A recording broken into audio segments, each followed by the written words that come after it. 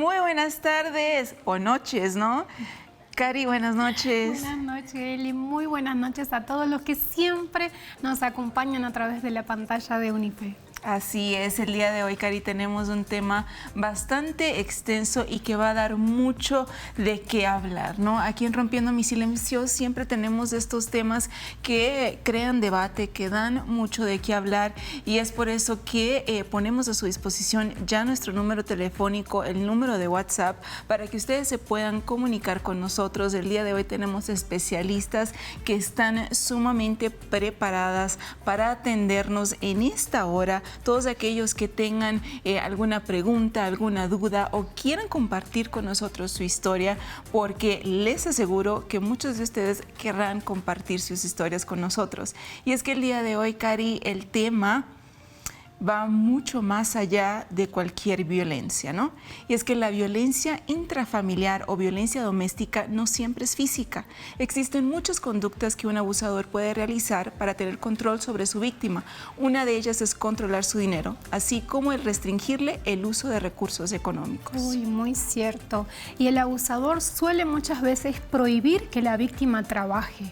Por ejemplo, hay veces que la llama por teléfono o la visita inesperadamente en su lugar de trabajo, el cual realmente interfiere muchísimo en su momento laboral, ¿no? Exactamente, de esta forma hace que la víctima reporte sus gastos o le brinde su mensualidad, y por lo general también restringe el uso de tarjetas de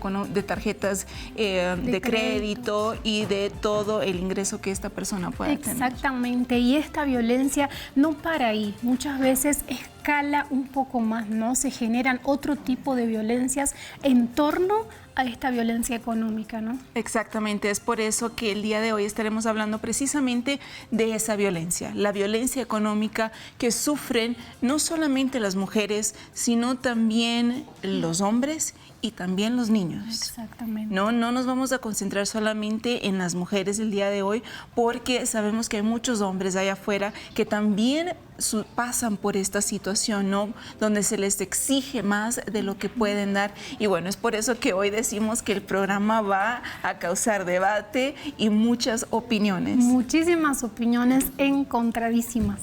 Sí, claro que sí.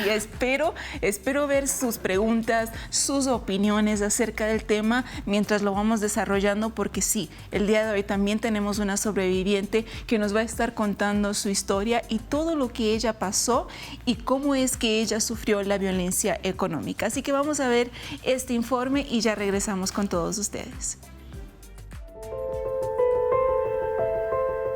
La violencia económica usualmente se lleva a cabo en el ámbito familiar, siendo una forma de control en contra de las mujeres. Se muestra a través de la agresión producida por la persona que ostenta el dominio económico, la manipulación para gestionar los gastos o la privación de recursos, lo que induce al aislamiento y la angustia por la satisfacción de las necesidades personales y familiares. Este tipo de violencia puede manifestarse también, por ejemplo, en la convivencia familiar y de pareja, cuando al tener una dependencia económica con el cónyuge o concubino, se impide tomar decisiones sobre la economía del hogar, o cuando se exige dar cuenta a la pareja acerca de todo lo que se gasta, aun cuando la persona afectada gane sus propios recursos o asuman solas el cuidado y la manutención de los hijos e hijas. 2 de cada 10 mujeres en México han sido controladas o chantajeadas económicamente, despojadas o le han incumplido alguna responsabilidad económica. Para 2011, la cifra reportada fue de 24.5% y 20.9% para 2016. La violencia económica puede pasar desapercibida debido a que no deja rastros tan evidentes como las agresiones físicas, pero tienen cifras alarmantes. 13.4 millones de mexicanas la han padecido en algún momento de su vida, es decir, 29% del total de mujeres de 15 años o más, según la encuesta nacional sobre la dinámica de las relaciones en los hogares. El abusador suele prohibir que la víctima trabaje, pero si llega a trabajar, realiza algunas acciones para interferir con su trabajo. Por ejemplo, hacer llamadas telefónicas o visitas inesperadas que pueden dañar su desempeño laboral. En otros casos, podría forzar a la víctima a dejar su trabajo y prohibirle buscar uno nuevo. El abusador suele decidir cuándo y cómo utilizar su dinero. De esta forma, hace que la víctima reporte sus gastos o le brinda una mensualidad estricta. Por lo general, el abusador tiene el completo acceso y control de su dinero, tarjetas y cuentas bancarias.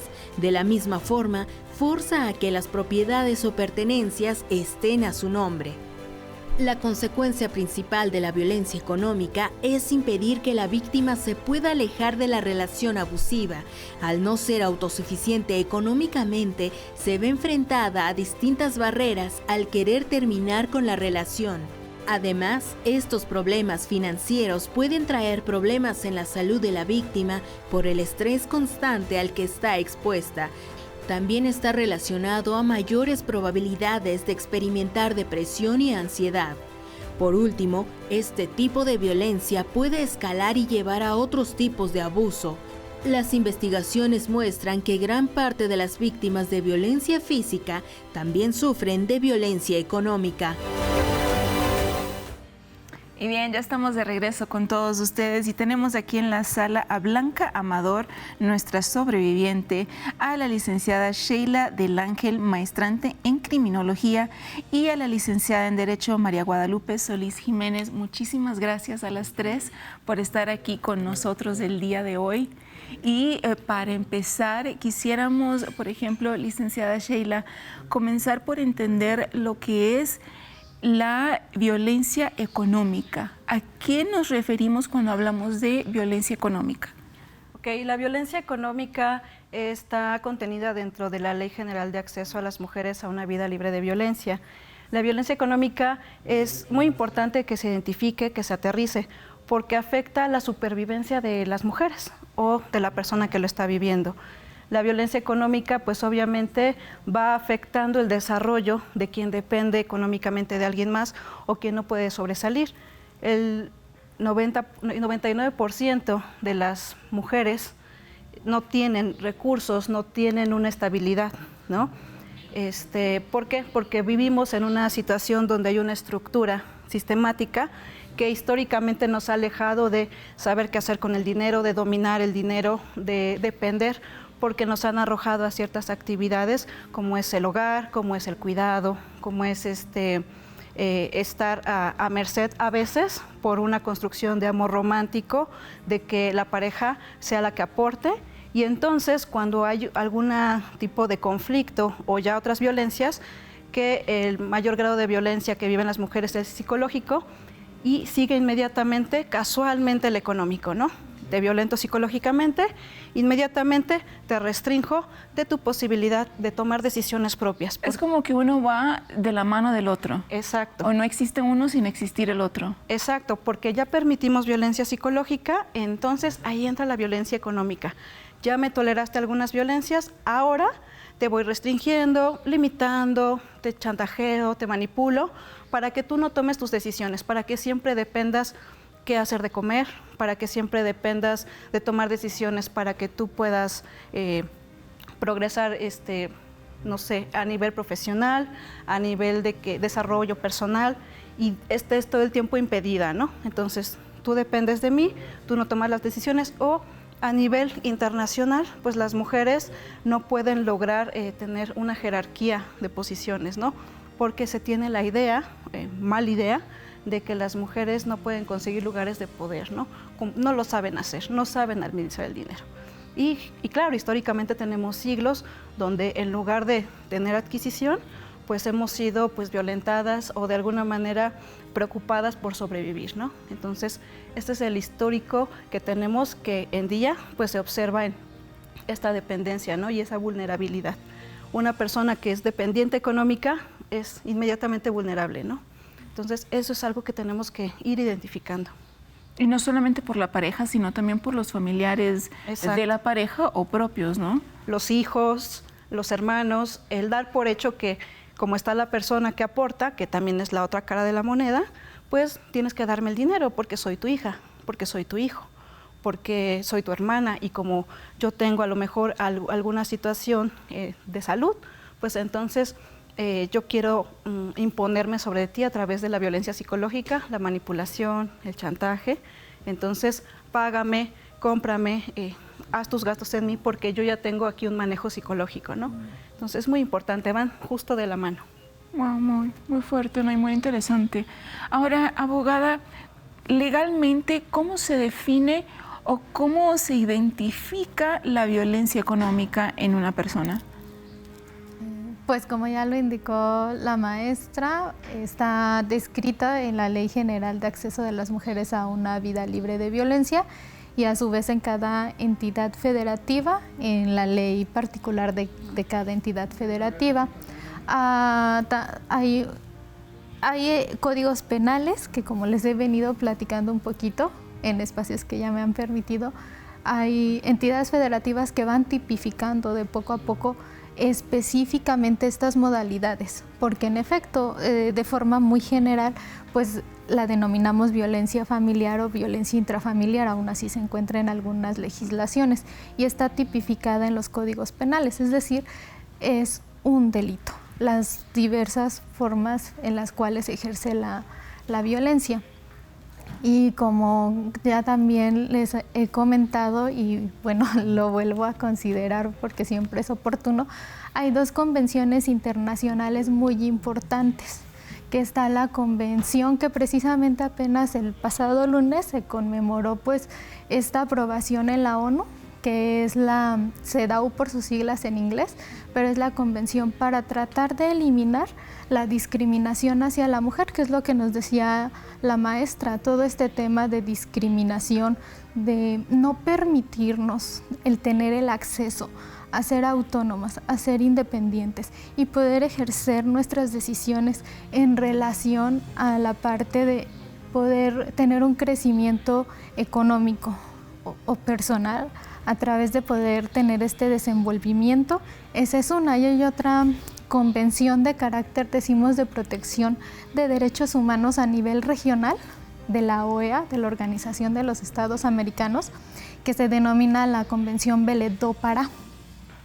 Estas dos en su conjunto se ven plasmadas en la Ley General de Acceso de las Mujeres a una Vida Libre de Violencia, y que a su vez se ha ido replicando poco a poco en la legislación penal en nuestro país, en las entidades federativas, pudiendo tipificar el delito de violencia familiar, o en específico hay entidades federativas como Ciudad de México y Estado de México que ya cuentan con un capítulo específico de violencia de género, y ahí se vuelve a tipificar el tema de violencia económica o, en su caso, patrimonial.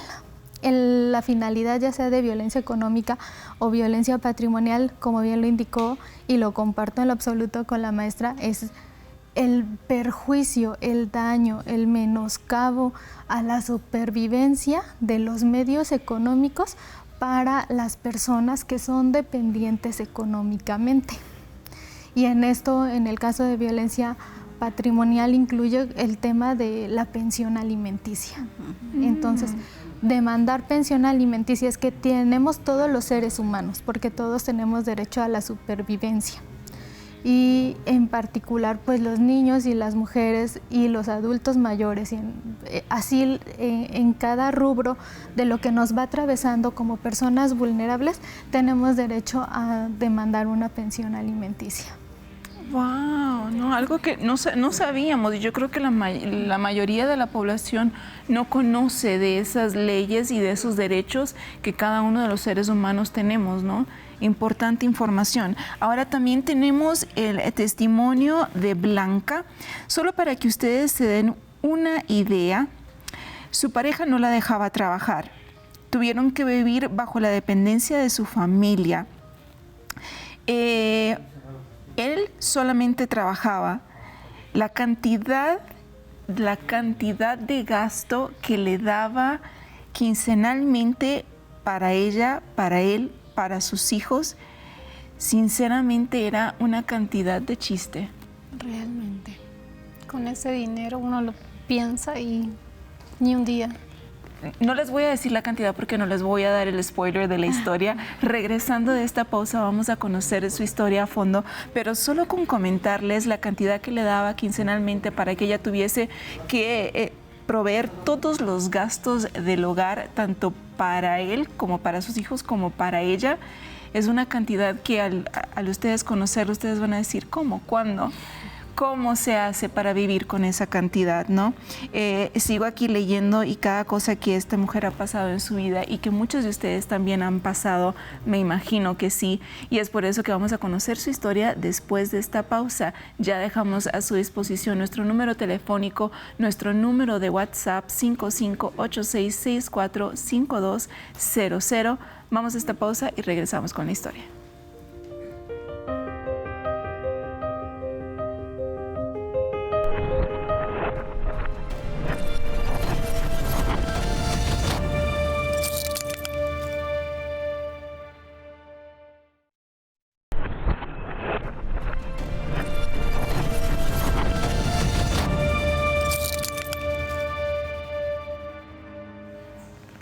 Y continuamos aquí con su programa Rompiendo mi Silencio. Y en el bloque anterior comentábamos un poquito apenas de todo lo que Blanca había pasado en este tipo de violencia que estamos presentando hoy, ¿no? Que es la violencia económica.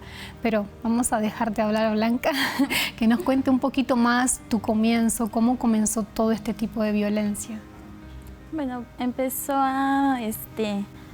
pues a raíz de que había escasez de trabajo, según. Entonces, a raíz de eso era así como que nosotros teníamos que depender de su familia, de él. Así como que si ellos estaban disponibles para darnos algo de alimento, podíamos comer. Si no, pues era que no comíamos. ¿Eso fue desde el principio de su matrimonio? Pues, ¿Siempre sí, fue podría ser, empezó como al mes. Al mes así empezamos, porque nos juntamos y fuimos a vivir a su casa de él, con sus papás. Entonces primero era así como que muy tranquilo y poco a poco empezó así como, pues si no hay dinero, no hay comida. Entonces no hay trabajo y empezó eso así de que pues quiero ir a trabajar, ¿no? Y me decía, no, porque una mujer casada ya no puede trabajar. Una mujer ya con esposo, ya tiene que depender del esposo y de lo que él le dice. ¿De novios viste algún indicio, algo que te indicara esa forma de pensar? ¿O siempre fue alguien cariñoso, alguien amable, alguien que te dejaba hacer lo que te gustaba, o era un poquito más restrictivo? De hecho, el noviazgo fue muy rápido y yo creo que a raíz de eso no hubo así como conocernos, así. Porque sí había algunas cositas, pero yo decía, a lo mejor es algo normal, se le va a pasar.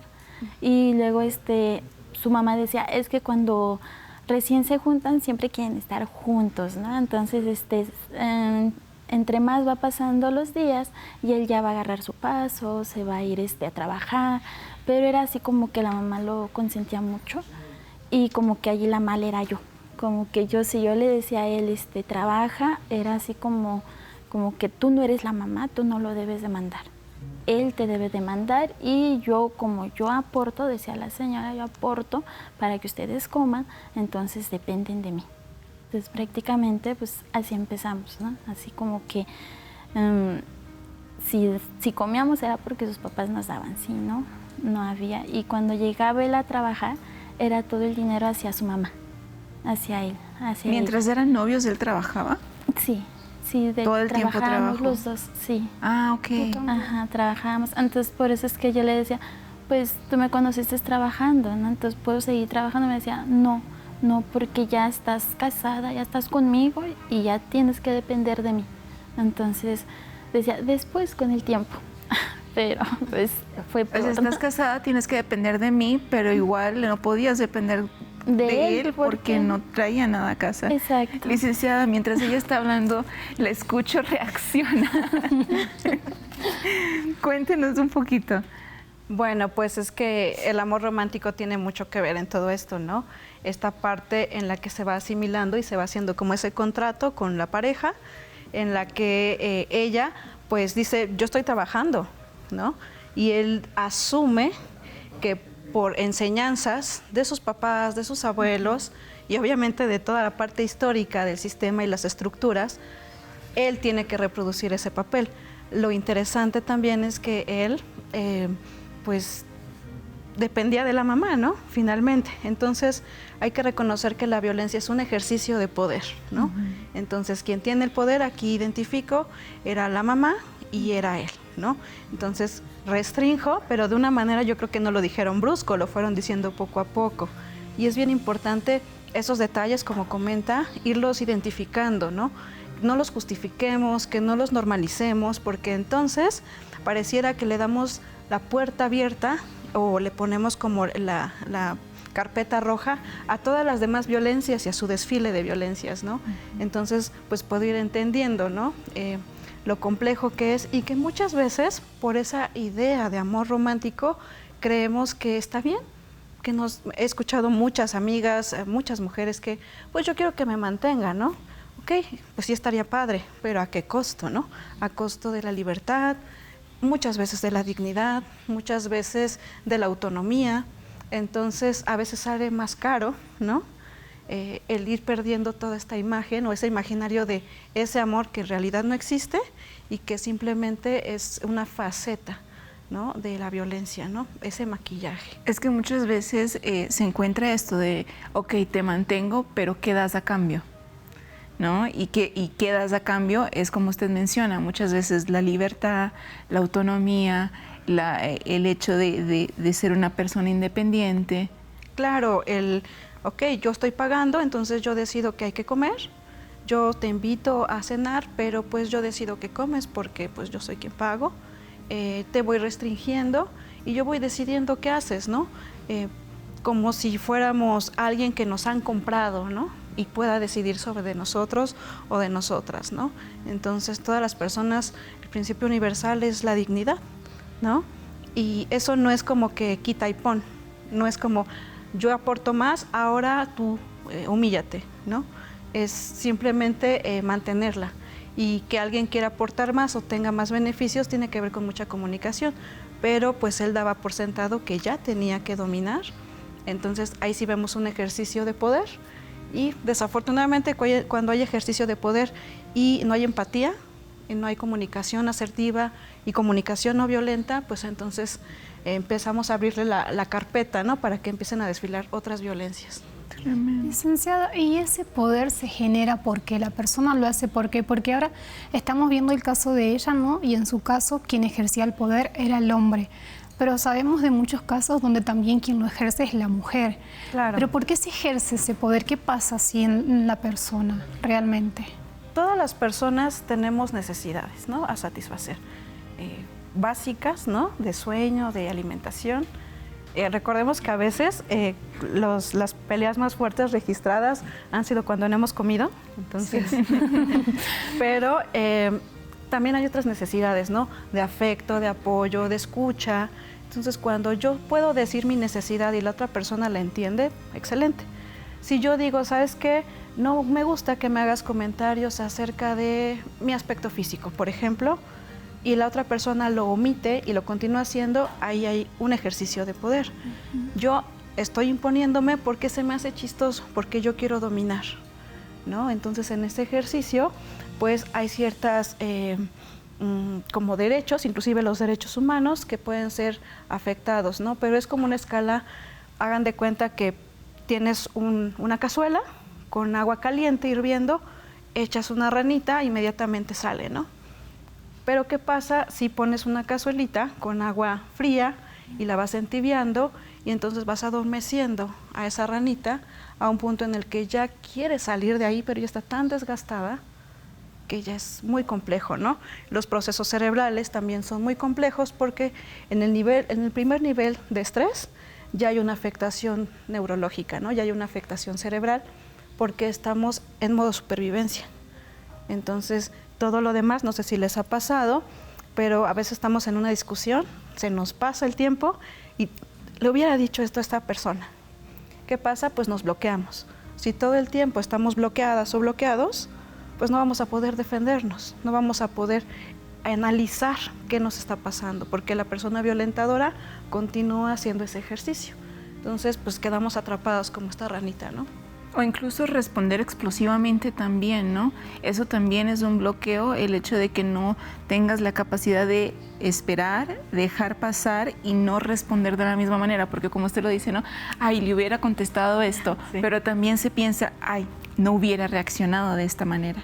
Claro, tenemos, según los expertos y las expertas, 2 segundos, ¿no? Para atacar y decir todo lo que pasa a nivel como visceral, y también en esos 2 segundos tomar acción y decir, en este momento prefiero no hacerlo, prefiero no hablar porque sé que no estoy emocionalmente bien, ¿no?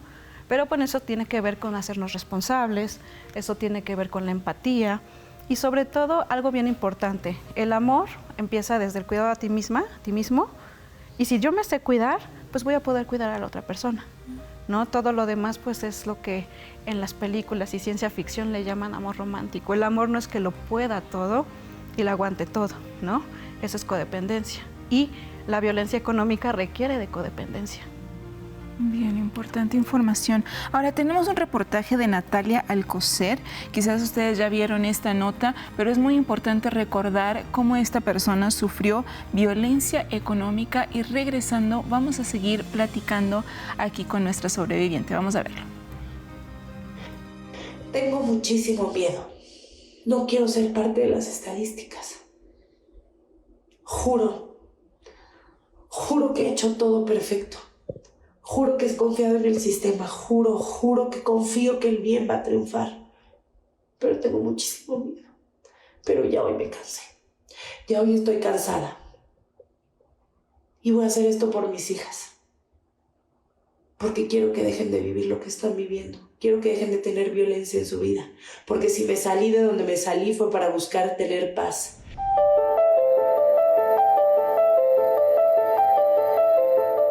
En 2015, la actriz y conductora Natalia Alcocer comenzó una relación con Juan José Chimal, un empresario que estuvo también involucrado con la hermana del expresidente de México, Enrique Peña Nieto.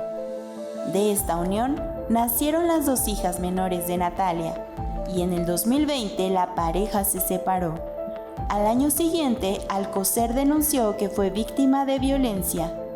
A partir de ese momento, la ex concursante de Survivor ha mostrado diferentes evidencias que dan detalle de las agresiones que presuntamente ha sufrido por parte de su ex esposo.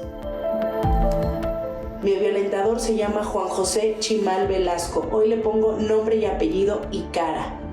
Y estoy cansada que desde que estaba casada con él o estaba en pareja con él o como quiera decirle, se me amenazó. Que él era inmune, que él era intocable por ser el excuñado del señor presidente Enrique Peña Nieto. Que a él no le iba a pasar absolutamente nada. Y fue parte por lo que yo soporté tanta violencia en mi vida. Porque ¿cómo iba a salir de ahí? ¿Cómo iba a lograrlo? ¿Cómo me iba a enfrentar ante un titán como esos? Pero me atreví.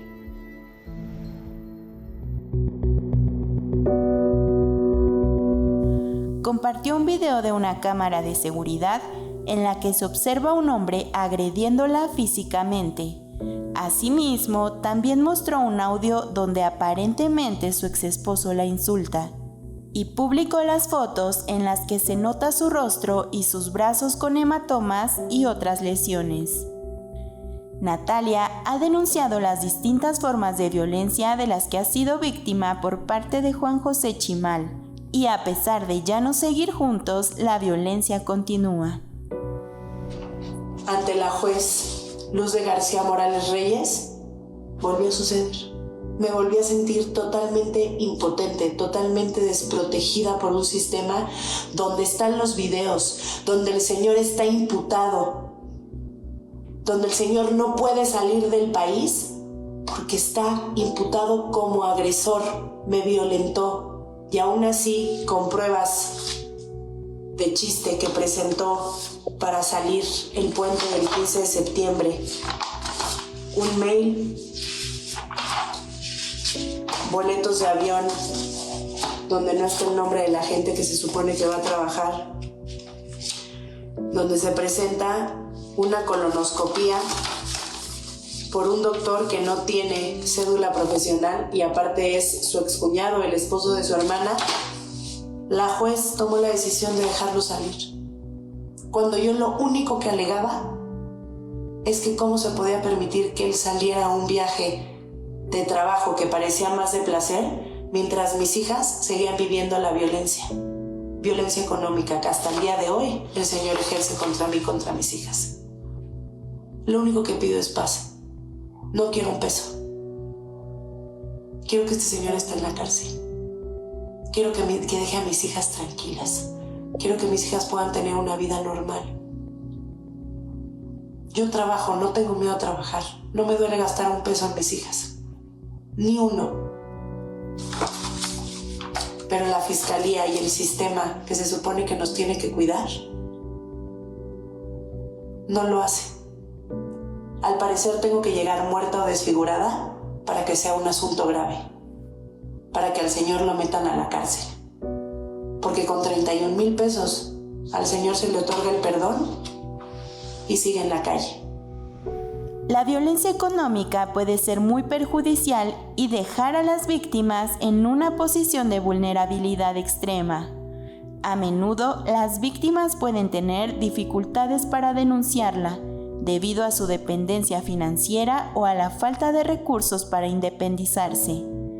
Es fundamental reconocer y tomar medidas para abordar la violencia económica, proporcionando apoyo a las víctimas a través de recursos legales, asesoramiento financiero y servicios de apoyo emocional.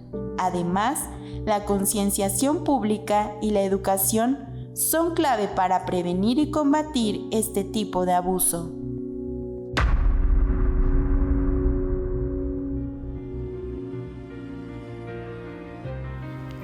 Y bien, qué situación difícil, ¿no? Y es una persona que es conocida en el medio y que está pasando esto. Ahora imagínense todas aquellas personas, y no solamente mujeres, todas aquellas personas que están pasando por esta situación también. Acabamos de recibir mensajes, hay un mensaje que dice: hola, buenas noches, estoy viendo el programa, ¿están en vivo? Sí, Karina. Estamos en vivo en este momento, por eso les llamamos su atención para que ustedes nos manden sus mensajes. Si tienen alguna pregunta para la abogada, para la licenciada, si quieren contar su historia, su experiencia o su opinión, nuestras redes sociales están a disposición y también el número telefónico donde tenemos voluntarias del Gottlieb Autoayuda dispuestas a contestar su llamada. Quizás en muchas ocasiones lo único que necesitamos es una persona que nos escuche, ¿verdad? Ni siquiera que nos dé una solución, pero que nos escuche. Y para eso están las voluntarias del Gottlieb Autoayuda, para escucharte, para poder aconsejarte y platicar contigo acerca de cualquier tema que quieras hablar. Y también está el WhatsApp, que en este momento nosotros estamos aquí con los celulares recibiendo sus mensajes, así que aprovecha 5586645200 y tenemos mensajes, ¿no, Cari? Sí, tenemos unos mensajes. Aquí tengo por ejemplo, de Lina, que nos dice: yo estoy sufriendo violencia económica. Lo sufrí en mi matrimonio y él me sacó de la casa. Me dijo que era una carga.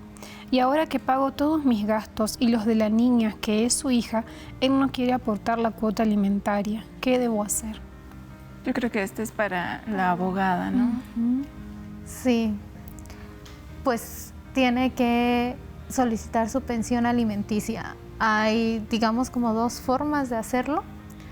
La primera, puede asistir a la Defensoría Pública de oficio del Poder Judicial de la entidad federativa de donde ella sea. Si es de aquí de la Ciudad de México, lo puede hacer en el inmueble que está en Avenida Juárez. Ahí puede solicitar ese servicio.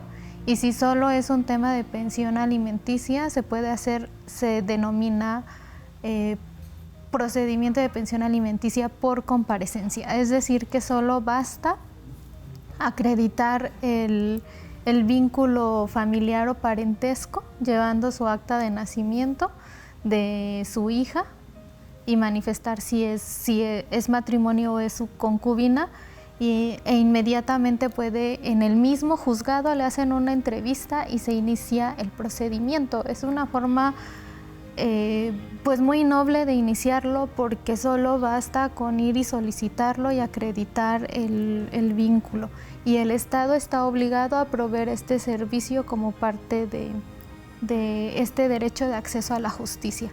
Y la otra pues es buscar a un abogado particular, que a veces pues ese es el tema, ¿no? Es un obstáculo, porque si de por sí no tiene los medios para la subsistencia, exacto, a veces pagar el honorario del abogado, que muchas veces alguien en la familia a veces se ve solidario para poder hacer esta situación, o alguna otra red de apoyo que pueda brindarle.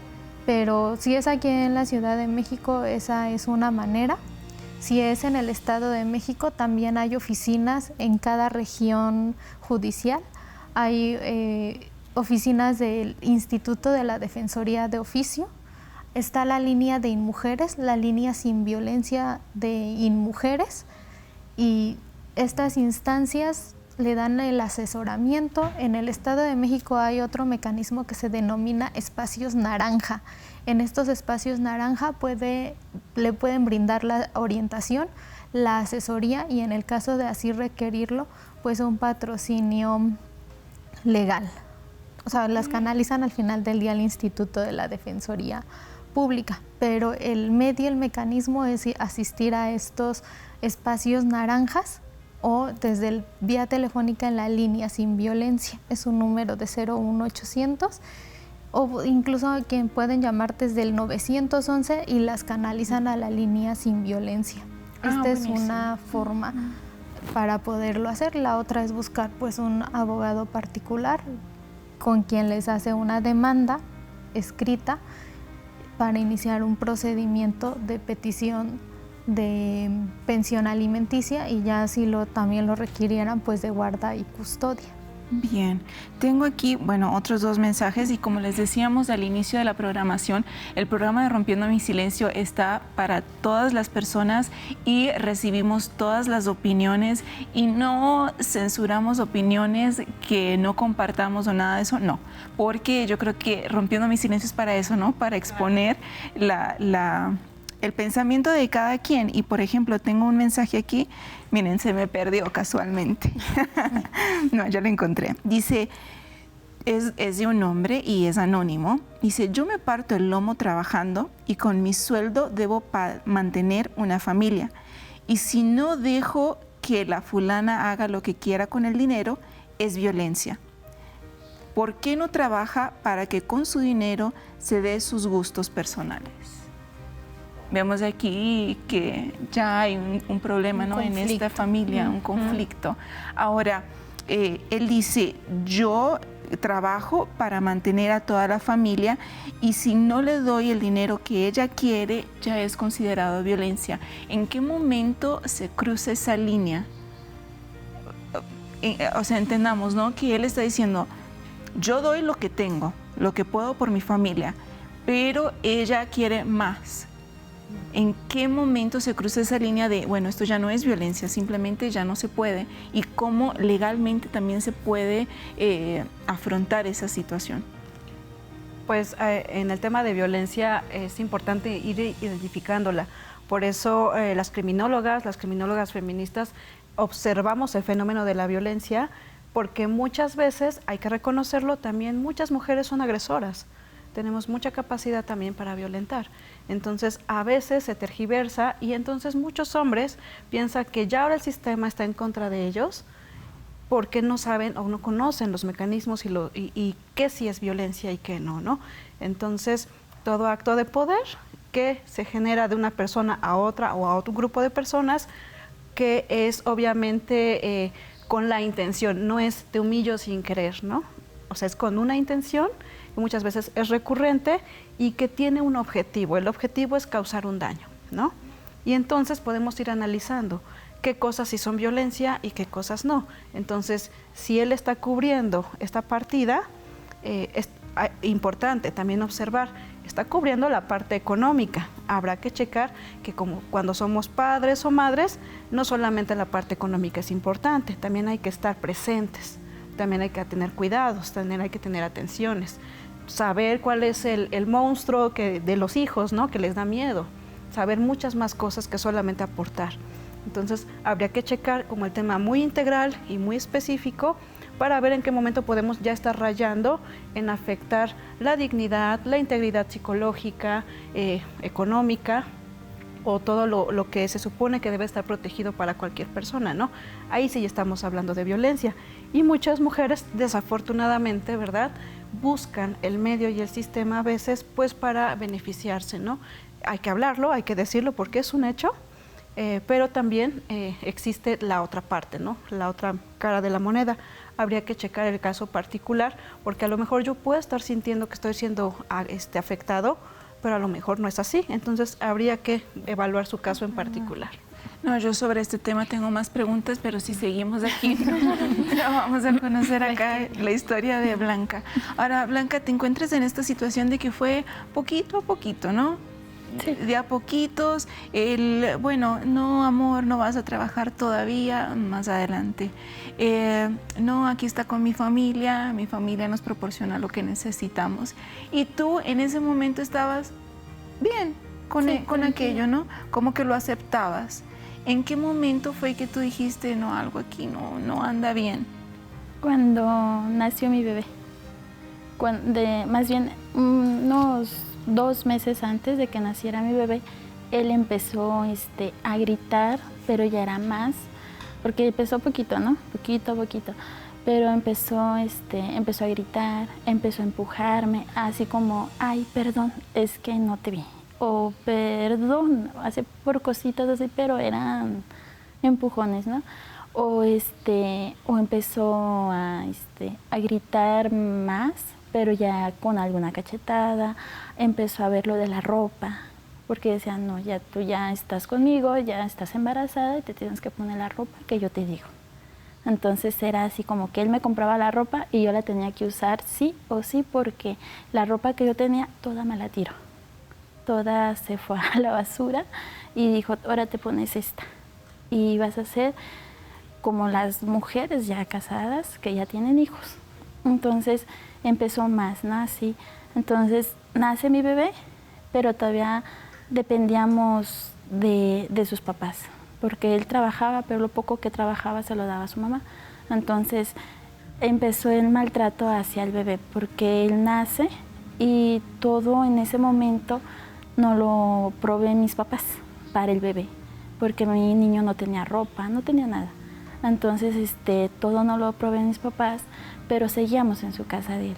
Entonces mis papás nos dejan y dicen, no, pues cuando tú quieras irte a la casa te vas, porque mi mamá veía el maltrato que ella había, porque estaba embarazada pero no comía. Entonces era una sola vez al día que llegaba a comer y lo demás era así como que tomar pura agua para poder subsistir, se puede decir. Y él decía, es que estás embarazada y si comes de más vas a engordar mucho. Entonces era así como que tenía yo que cuidarme, pero él pues sí podía ir a comer las veces que fuera con sus papás. Pero yo como estaba aparte, estábamos aparte de ellos, era nada más una vez al día que llegábamos a comer. Pero sí empezó así. Nace mi bebé y él se acaba todas las provisiones que mis papás habían puesto y él así como, pues hazle como antes. Mi hijo le tuve que poner de pañales, playeras, cualquier trapo que yo encontraba se lo ponía, porque no había ni para los pañales, porque decían, no, es que hay que hacerle como las señoras de antes, como las de antes en los pueblos sí lo hacían y tú no puedes.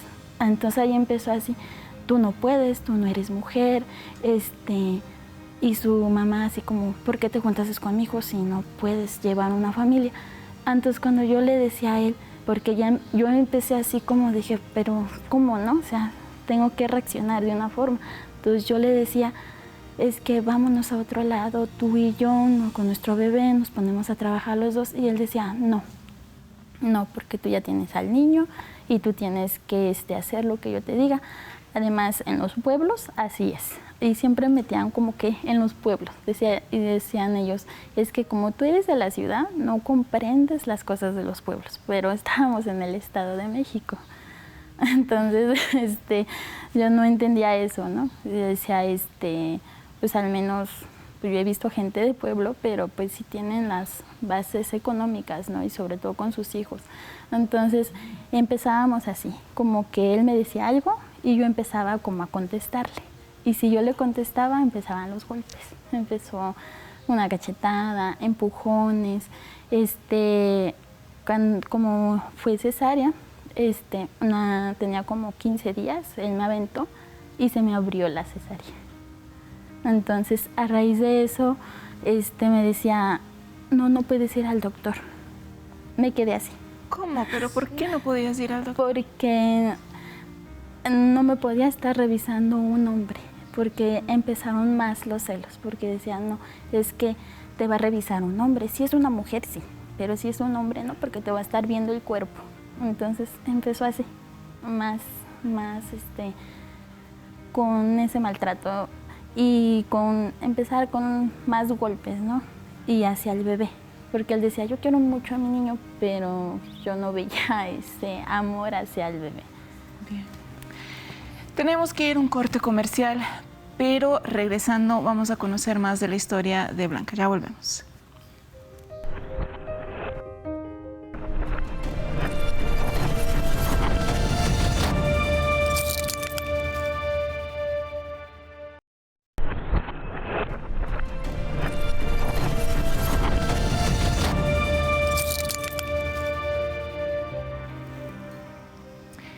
Y bien, es un tema que nos trae mucho de qué hablar, un tema que está realmente extenso, ¿no, Cari? Sí, un tema que realmente es mucho que decir, porque no alcanzan las palabras para explicar todo lo que pasa en una familia que sufre este tipo de violencia, ¿no? Esta violencia económica, todas las cosas que pasan a diarios y que uno ni imagina, ¿verdad? No, uno ni imagina, ¿no? Porque, como estaba diciendo la licenciada al principio del programa, se romantiza el romance o el noviazgo, el amor, se romantiza el amor y se va perdiendo muchas veces la forma de identificar que se está pasando o que se puede pasar por este tipo de violencia y que es una violencia que poco se conoce. Como estábamos hablando de este caso anteriormente, de este señor que mandó su mensaje, yo también estaba pensando hasta qué punto no es violencia ejercida por ella hacia él, ¿no? El hecho de reclamar sinceramente algo que no hay. En la familia en ese momento no hay una condición de mucho más. Si él dice que él está dando, por ejemplo, abogada, ¿hay forma de proceder legalmente a esto? Sí, cualquiera puede iniciar de alguna forma un procedimiento y bueno, ya en el procedimiento se pueden establecer acuerdos o en su defecto, pues bueno, hay una regla básica en materia de alimentos o de pensión alimenticia y se llama proporcionalidad. En la necesidad que tiene quien necesita los alimentos y se toma la capacidad económica de quien debe darlos. Entonces debe existir esa proporcionalidad para que pues sea un tema donde se vean satisfechas las necesidades de todos los miembros de la familia y hay que atenderse a eso, a la auténtica capacidad económica que tiene quien tiene la obligación de proveer los alimentos. Bien, estamos llegando al final de nuestra programación. Obviamente no nos vamos a quedar con la mitad de la historia de Blanca, así que este programa tendrá una segunda emisión y hemos recibido muchísimos mensajes y sé que ustedes están esperando una respuesta, así que en los próximos minutos, lo más rápido posible, estaremos respondiendo lo que se pueda. Tengo aquí el nombre de una madre, dice: mi nombre es Karen, ¿cómo podría solicitar una actualización de pensión? Ella dice que lleva 4 años divorciada y el padre solo da 2,000 mensuales para todos los gastos y son 2 niñas. Estoy resumiendo para que sea rápida la respuesta. Sí, es posible, hay que retomar su expediente y hay que hacer su plantilla de lo que se debe o en función de si se estableció por sentencia o se estableció por convenio, hay que actualizar el porcentaje o la cantidad. Es posible, sí. Ok. ¿A dónde tendría que acudir ella? Puede acudir a la Defensoría de Oficio del Poder Judicial de su entidad federativa. Ok. Tengo otros mensajes de aquí. Lastimosamente se nos fue el programa, pero vamos a estar guardando estas preguntas para poder responderlas en vivo, ¿no? En el próximo programa de Rompiendo mi Silencio acerca de la violencia económica y obviamente conociendo más de la historia de Blanca y cómo ella pudo salir de esa situación. Les mandamos besos y abrazos, ¿no, Cari? Sí. Y nos vemos en una próxima emisión. Chao, chao.